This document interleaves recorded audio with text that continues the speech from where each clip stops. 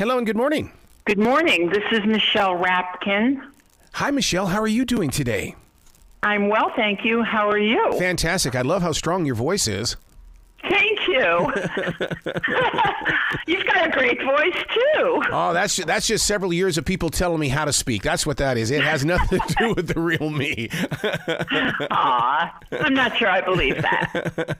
Hey, we're going to talk about a real subject today that a lot of people like to shove away and kind of just hide. And I'm so glad that you have enough strength inside your mind, body, and soul to come forward and talk and bring this out here to work, because there's a lot of people that need some healing, and this is one of those books. Oh, thank you.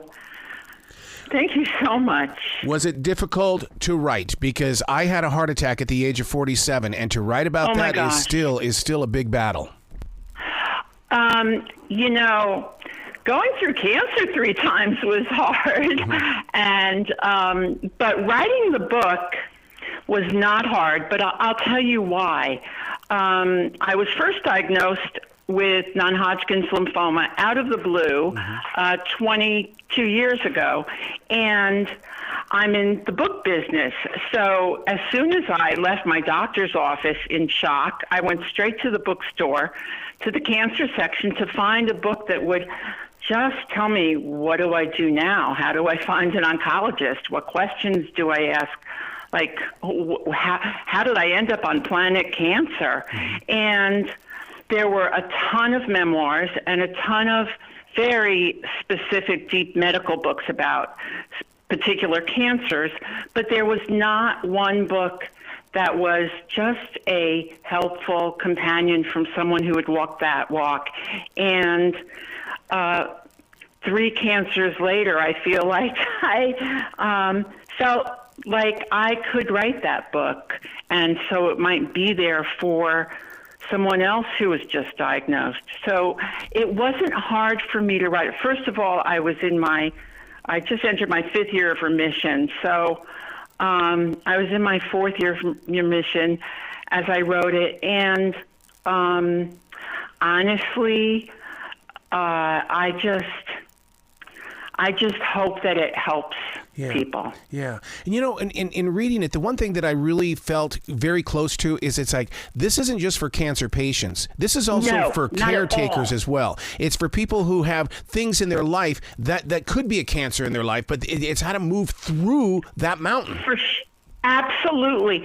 You know, a friend of mine's husband is a cardiologist, and I gave them an early copy of the book, and he called me and he said, this book is for people who have had heart issues. Yep. And so that's really true. It's very transferable, except for the nitty-gritty, you know, how to deal with chemo side effects kind of information. But it's got a lot of overview that is really about the choices that we can make and the power that we can still claim in our lives and as we pursue better health. How did you find your calm? Because once you hear that word, that C word as they call it, you know, it's like people will either become horribly terrified or others just find the calm. Because I know that when they said, you know, that I was having the heart attack, the first thing I did was I went into meditation because I knew I needed to find calm. Wow. Oh, I'm so impressed. It took me a while to find calm. There were 2 weeks that I had to have more tests to determine. They had a hard time diagnosing. So there was that 2-week waiting period. And to be honest with you, all I did was close my office door and Google. And the only good thing I did was I made sure to Google sources that I knew were reliable and authoritative. That's you can get the best information on the internet, but you can also get, you know, pretty bad information. So that was the one good thing I did. But the calm came. Well, it came gradually. It came actually after the diagnosis, because at least now I knew where we were and where we needed to go. So my faith is really important to me. I did, pray a lot and just meditate and realize that, so one of my favorite books is Viktor Frankl's Man's Meaning for Life. Mm-hmm. That's not it. I can't believe I forgot the title. And he was in the concentration camps, and he was a very eminent psychologist, and he said, there's one thing that every human being still has in their power when everything else has been taken away, and that is the power. Man's Search for Meaning. That's the book. That is the power to choose how we will respond to our circumstance. That's living in the presence of now, then. Correct. And being in that presence of now, I mean, that's because I really, the goal is to stay right here in the now. Don't put too much energy in the future, because someone's going to get in the way and change it. And that past is a story that we all want to rewrite and rewrite and rewrite. So for you to be in the presence and knowing that people are going to read this book and they're going to change their own personal lives, that is a beautiful place to be, Michelle. Oh, thank you. You just gave me the chills. Well, I'll tell you, you were talking about worry, and I can be a worrier, but somewhere along this journey, I had this thought, which I really appreciated. I would worry about so many things, many of which, or maybe most of which, weren't even going to happen. And I thought to myself, I'm spending so much time and energy worrying. Yeah. Maybe I need to do two things. Today, if I can do something concrete to prevent or alleviate what I'm worried about, do it. And secondly, then make an appointment for 8 o'clock tomorrow morning. Make a worry appointment. And if I think about my worries the rest of the day after I've done the thing that I could actually do, put it off till tomorrow at 8 o'clock. And that really helped me. I love it. That. Still helps me. I love that. See, the everyday average person needs to do something like that. They need to go on a transition walk as well to understand the emotional changes that we go through. Not daily. How about minute by minute we go through changes? Yeah, for sure. Absolutely. Minute by minute. Are you going to put this on a tour of any type in the way that where you can go out and speak one-on-one and have real honest-to-God conversations with those that read the book? Well, I would love to. I am working towards that in a way. I would love to do that. If there were any venues that would have me, I would be there in a heartbeat, and will be there in a heartbeat, because,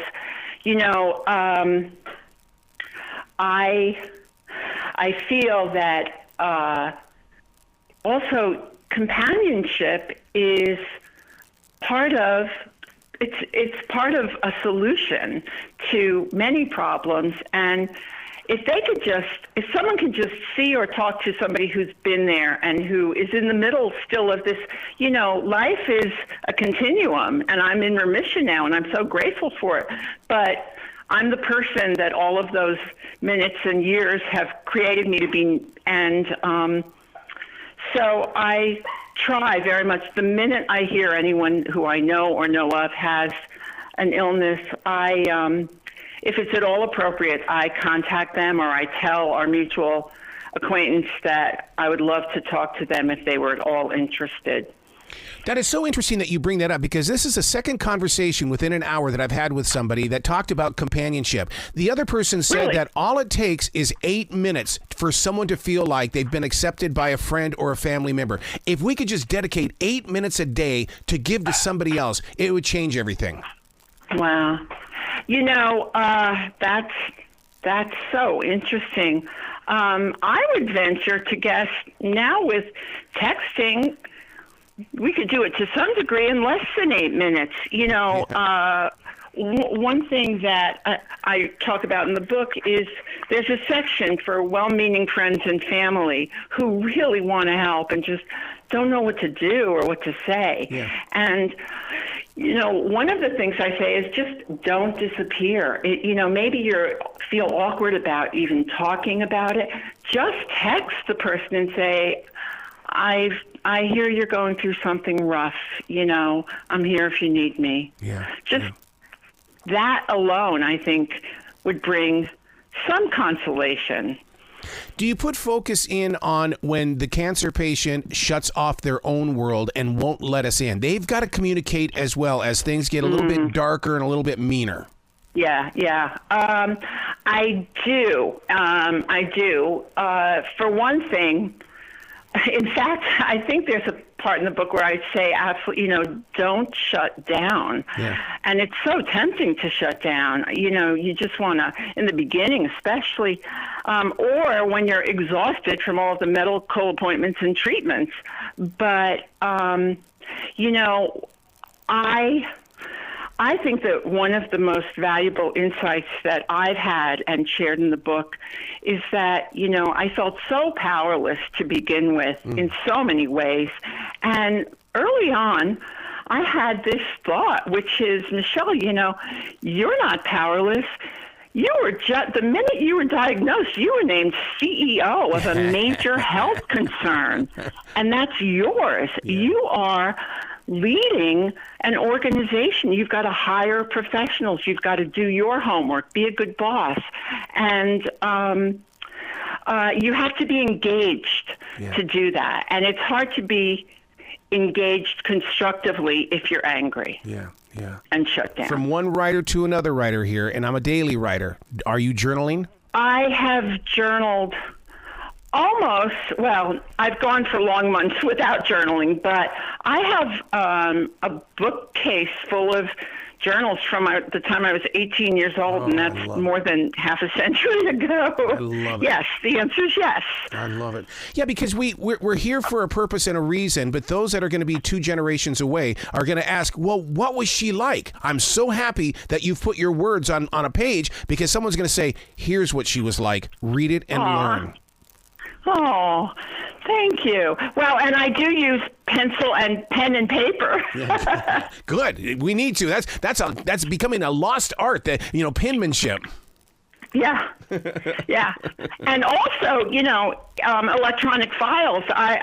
My career has been as a book editor, and there was a time when Hemingway's original manuscripts, well, even now you can find original manuscripts of writers and see how they changed between their first draft and the final book. But I don't know if there are many of those that haven't been erased in our files, our email files at this point. Wow.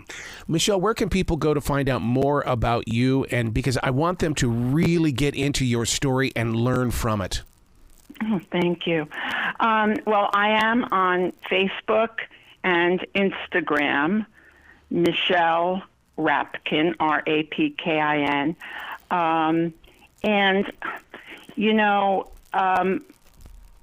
I wish I had given my email in the book.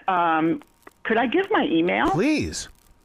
Okay. My email is MRAPKIN @mac.com. And really, I answer every email that I get. God bless you. God bless you. Oh, my God. You're so fantastic. Please come back to this show anytime in the future, Michelle. Let this platform be a place where you can speak out. Oh, my gosh. Thank you so much. What an amazing service you do for your listeners, and I just appreciate that. I may take you up on it. Please do. The door is always open. Hey, if Joe Elliott from Def Leppard can come onto this show 9 times, you've got 8 more opportunities to get back here. All right. That works for me. Thank you so much. You be brilliant today, okay? Okay. You already are. Bye.